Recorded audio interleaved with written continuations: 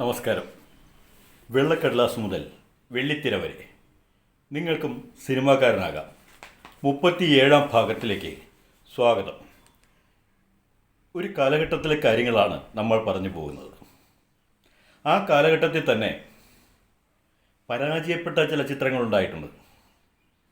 എല്ലാ കാലത്തും വിജയിച്ച ചിത്രങ്ങൾ മാത്രമല്ലല്ലോ, പരാജയപ്പെട്ട ചിത്രങ്ങളും ഉണ്ടാകാറുണ്ടല്ലോ. TN ഗോപിനാഥൻ നായരുടെ പരീക്ഷ എന്ന ചിത്രം പരാജയപ്പെട്ടൊരു ചിത്രമായിരുന്നു അക്കാലത്ത്. തിക്കുറിശിയാണ് അതിലെ മുഖ്യ കഥാപാത്രമായിട്ട് വന്നത്. പരാജയത്തിന് പ്രധാന കാരണമായി കാണാൻ കഴിയുന്നത് അതിലെ തിരക്കഥയുടെ ദൃഢത ഇല്ലായ്മ അഥവാ ഭദ്രത ഇല്ലായ്മയാണ് എന്നൊക്കെ നമുക്ക് പറയാൻ കഴിയും. P. ഭാസ്കരൻ സംവിധാനം ചെയ്ത ആദ്യ കിരണങ്ങൾ ശരാശരിക്ക് മേലെ മാത്രം നിന്ന ഒരു സിനിമയായിരുന്നു. പാറപ്പുറത്തിൻ്റെ പ്രസിദ്ധമായ നോവലാണ് അന്ന് ആദ്യ കിരണങ്ങളായി സിനിമയാക്കിയത്. എന്നാൽ നോവലിൻ്റെ ആസ്വാദ്യതയൊന്നും ഈ സിനിമയ്ക്ക് ലഭിച്ചതുമില്ല. പാറപ്പുറത്തിൽ തന്നെ മറ്റൊരു നോവൽ സിനിമയാക്കി, അന്വേഷിച്ചു, കണ്ടെത്തിയില്ല. ഇതായിരുന്നു സിനിമയുടെ പേര്. ഭാസ്കരൻ മാസ്റ്റർ തന്നെയാണ് ഇതിൻ്റെയും സംവിധാനം നിർവഹിച്ചത്. ഈ ചിത്രത്തിലൂടെ മറ്റൊന്ന് സംഭവിച്ചു. പിൽക്കാലത്ത് പ്രസിദ്ധനായ നിർമ്മാതാവായി തീർന്ന ജനറൽ പിക്ചേഴ്സിൻ്റെ ജനറൽ പിക്ചേഴ്സിൻ്റെ ബാനറിൽ പല ചിത്രങ്ങൾ നിർമ്മിച്ചിട്ടുള്ള ജനറൽ പിക്ചേഴ്സ് രവി എന്നാണ് അദ്ദേഹത്തെ അറിയപ്പെടുന്നത്. അദ്ദേഹം ആദ്യമായി കടന്നു വരുന്നത് അന്വേഷിച്ചു കണ്ടെത്തിയില്ല എന്ന ഈ ചിത്രത്തിലൂടെയാണ്. എസ് ജാനകി അതിൽ പാടിയ താമര കുമ്പിളല്ലോ മമഹൃദയം എന്ന ഗാനം ഇപ്പോഴും മലയാളികൾക്ക് ഓർമ്മയുണ്ട് എന്നതാണ് സത്യം. പിന്നീട് വന്ന ചിത്രങ്ങളായ അവൾ, അതേപോലെ അതിൻ്റെ സംവിധായകനായ അബ്ദുൾ അസീസ്, അബ്ദുൾ അസീസിൻ്റെ കാര്യത്തിൽ ഒരു പ്രത്യേകത ഉണ്ടായത് ഉഷാ നന്ദിനി എന്ന ഇൻസ്റ്റിറ്റ്യൂട്ടിൽ നിന്നും കടന്നു വന്ന മലയാളിയുടെ ആദ്യത്തെ സിനിമയായിരുന്നു അവൾ. കുടിയേറ്റക്കാരുടെ കഥ പറയുന്ന ജന്മഭൂമി ആ കാലഘട്ടത്തിൽ വന്നു. ജോൺ ശങ്കരമംഗലമായിരുന്നു അതിൻ്റെ സംവിധായകൻ. അദ്ദേഹവും ഇതേ ഇൻസ്റ്റിറ്റ്യൂട്ടിൽ നിന്നും കടന്നു വന്ന മറ്റൊരാളാണ്. ദേശീയോദ്ഗ്രഥനം വിഷയമാക്കിയ ഈ ചിത്രത്തിന് ആദ്യത്തെ NRDയുടെ ധനസഹായം ലഭിച്ചു. ടാറ്റാപുര സുകുമാരനാണ് ഈ ചിത്രത്തിൻ്റെ തിരക്കഥ എഴുതിയത്. അരക്കില്ലം എന്ന മറ്റൊരു സിനിമ വന്നപ്പോൾ മിസ് കുമാരിയുടെ തിരിച്ചുവരവായിരുന്നു അത്. ശാരദ സ്വന്തം ശബ്ദത്തിൽ സംസാരിച്ചതും അതിലായിരുന്നു എന്ന് പറയാം. 3 കഥകൾ ഒരു ചിത്രത്തിൽ വന്നു എന്നതാണ് അക്കാലത്തിറങ്ങിയ കാവ്യമേളയുടെ പ്രത്യേകത. TS മുത്തയ്യാണ് സംവിധാനം ചെയ്ത്. ശ്രീകുമാരൻ നമ്പുയുടേതായിരുന്നു രചനയും മറ്റുമൊക്കെ. സ്വഭാവ നടനായി SP പിള്ളയുടെ മികച്ച പ്രകടനം കാഴ്ചവെച്ച സിനിമയായിരുന്നു കാവാലം ചുണ്ടൻ. സംവിധാനം ചെയ്തത് ശശികുമാർ. കാവാലം ചുണ്ടൻ SP പിള്ളയുടെ സ്വഭാവ നടൻ എന്നുള്ള പ്രത്യേകത അല്ലെങ്കിൽ ആ കഴിവ് തിരിച്ചറിഞ്ഞു എന്ന് പറഞ്ഞല്ലോ. പലപ്പോഴും കോമേഡിയനായി മാത്രമാണ് അദ്ദേഹത്തെ അതുവരെ കണ്ടിരുന്നത്. അതിൽ നിന്നും ഒരു മാറ്റം വരുത്തി കാവാലം ചുണ്ടൻ. മധ്യ തിരുവിതാംകൂറിൽ കോളിളക്കമുണ്ടാക്കിയ കൊലക്കേസ് പിന്നീട് സിനിമയായി. മാനത്തെരുവി കൊലക്കേസ് 2 സംവിധായകർ മത്സരിച്ചാണ് അക്കാലത്ത് സിനിമയാക്കി ഇറക്കിയത്. പ്രൊഡ്യൂസറും സംവിധായകനുമായ PA തോമസും കുഞ്ചാക്കോയുമാണ് ഈ കൊലക്കേസ് സിനിമയാക്കിയത്. മാനത്തെരുവി കൊലക്കേസ്, മാടത്തെരുവി കൊലക്കേസ് എന്നൊക്കെ 2 പേരുകളിൽ ഈ കൊലക്കേസ് സിനിമയാക്കി പുറത്തിറക്കി. ഉദ്യോഗസ്ഥയിലൂടെ വേണു എന്ന സംവിധായകൻ കടന്നു വന്നു. അദ്ദേഹത്തിൻ്റെ സിനിമ ഉദ്യോഗസ്ഥ വളരെ ആകർഷകമായി നന്നായി കളക്ട് ചെയ്ത ഒരു സിനിമയായിരുന്നു. അതേപോലെ അതിൻ്റെ ചുവട് പിടിച്ച് വിജയിച്ച ആ സിനിമയുടെ ചുവട് പിടിച്ച് NGO, ലേഡി ഡോക്ടർ എന്നീ 2 സിനിമകൾ കൂടി പുറത്തിറങ്ങിയെങ്കിലും അത് അക്കാലത്ത് വിജയിച്ചില്ല എന്നതാണ് സത്യം.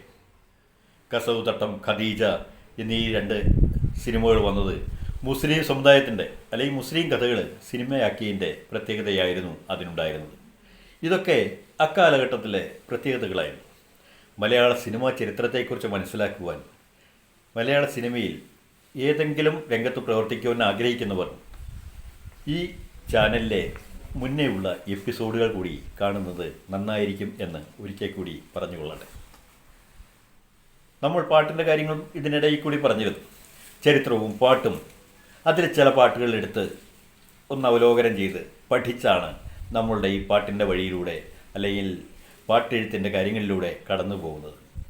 അതിൽ മലയാള ഭാഷയിലെ ചില അലങ്കാരങ്ങൾക്കുള്ള പ്രത്യേകതകൾ, ആ അലങ്കാരങ്ങൾ ഇതിൽ വരുന്നതിനെക്കുറിച്ചും നമ്മൾ സൂചിപ്പിച്ചിരുന്നു. പല അലങ്കാരങ്ങളും പറഞ്ഞു. ഇന്ന് മറ്റൊരു അലങ്കാരത്തെക്കുറിച്ച് കൂടി അറിഞ്ഞാൽ നന്നായിരിക്കും. സ്വഭാവോക്തി എന്ന അലങ്കാരം. സൂക്ഷ്മ സ്വഭാവം വർണ്ണിച്ചാൽ സ്വഭാവോക്തി ആയത്. സ്വഭാവോക്തി ആവാൻ സൂക്ഷ്മ സ്വഭാവം എന്ന് പറഞ്ഞാൽ ഒരാളുടെ സൂക്ഷ്മമായ സ്വഭാവം വർണ്ണിക്കുന്നത്. മലയാള ഗാനത്തിൽ ഇഷ്ടംപോലെ അത്തരം കാര്യങ്ങളുണ്ട്. അതിന് ഉദാഹരണമായിട്ട് പറയാറുള്ളത് സരസം കാൽകുടഞ്ഞോമൽ കരാങ്കുഷ്ടം നുകർദിഹോ ചിരിച്ചിടുന്നതിൻ മധ്യേ കരയുന്നിതു ബാലകൻ. സരസം കാൽകുടഞ്ഞോമൽ കരാങ്കുഷ്ടം നുകർനിഹോ. ഒരു ഓമൽ കിടാവ് കിടക്കുകയാണ്. ഇങ്ങനെ കരാങ്കുഷ്ടം, കൈവിരൽ ചപ്പിക്കൊണ്ട് കിടക്കുകയാണ്, കൈവിരൽ ഉറിഞ്ചിക്കൊണ്ട് കിടക്കുകയാണ്. ഇങ്ങനെ സരസം കാൽകുടഞ്ഞോമൽ, കാലുകൊണ്ട് ഇങ്ങനെ കളിക്കുന്നുണ്ട്. കരാങ്കുഷ്ടം നുകർനിഹോ ചിരിച്ചിടുന്നതിൻ മധ്യേ കരയുന്നിതു ബാലകൻ. ചിരിക്കുന്നുകൊണ്ട് അതിൻ്റെ ഇടയ്ക്കൊന്ന് കരയുകയും ചെയ്യും. ചെറിയ പൈതലാണ്. ആ പൈതലിനെ വളരെ സൂക്ഷ്മമായിട്ട് വർണ്ണിക്കുന്നതാണ് അതിനൊരു ഉദാഹരണമായിട്ട് പറയാറുള്ളത്. മറ്റൊരുദാഹരണം പറയാൻ നമുക്ക് ചെറുശ്ശേരിയുടെ കവിത നോക്കാം. മാൺപെഴുന്നോർ ചില മാൻപേടകളെല്ലാം ചാമ്പി മയങ്ങിനെ കൺമിഴിയും ഒട്ടൊട്ടു ചിമ്മിക്കൊണ്ടിഷ്ടത്തിലമ്പോടു വട്ടത്തിൽ മേവിതേ പെട്ടെന്നപ്പോൾ മന്ധരമായൊരു കന്ധരം തന്നെയും മന്ദം നുറുങ്ങും തിരിഞ്ഞുയർത്തി ചില്ലികളാലൊന്നു മെല്ലെ ഉയർത്തിയിട്ടു വല്ലവീ നായകൻ തന്നെ നോക്കി കർണങ്ങളാലൊന്നു തിണ്ണം കലുമ്പിച്ചു കണ്ണൻ കുഴൽ കൊടുത്തു ചെമ്മേ വായ്ക്കണ്ട പുല്ലെല്ലാം പാതി ചവച്ചിട്ടു വായ്ക്കുന്ന മെയ്യിൽ ഒഴുക്കി നിന്നു എന്ന് ചെറുശ്ശേരിയുടെ ഒരു കവിത. ഇതും ഇതിനൊരു ഉദാഹരണമായി നമുക്ക് പറയാവുന്നതാണ്. ഇത്തരം അലങ്കാരങ്ങളെല്ലാം മലയാള ഗാനങ്ങളിലും കടന്നു വരുന്നുണ്ട്. അത് ഒന്ന് പരിശോധിക്കുന്നത് നന്നായിരിക്കും. നമ്മൾ ശ്രീകുമാരൻ തമ്പിയുടെ ചില ഗാനങ്ങൾ എടുത്ത് പരിശോധിച്ചുകൊണ്ടാണ് കഴിഞ്ഞ ഭാഗത്തിലൂടെ കടന്നു വന്നത്. ഇനിയും അദ്ദേഹത്തിൻ്റെ ഗാനങ്ങൾ നമുക്ക് പഠന വിശേഷമാക്കുന്നുണ്ട്. അതിലെ വിശേഷതകൾ പഠനാർഹമാണ്. അത് പഠിച്ചുകൊണ്ട് വേണം, അത് മനസ്സിലാക്കിക്കൊണ്ട് വേണം പാട്ടെഴുത്തിൻ്റെ പ്രാഥമിക കാര്യങ്ങളിലേക്ക് അല്ലെങ്കിൽ പാട്ടെഴുത്തിലേക്ക് കടക്കാനൊക്കെ. അത് നമുക്ക് ഏറെ ഉപകാരപ്രദമാവും ഇത്തരം ഗാനങ്ങൾ എടുത്ത് ഇഴകേറി ഒന്ന് പരിശോധിക്കുന്നത്.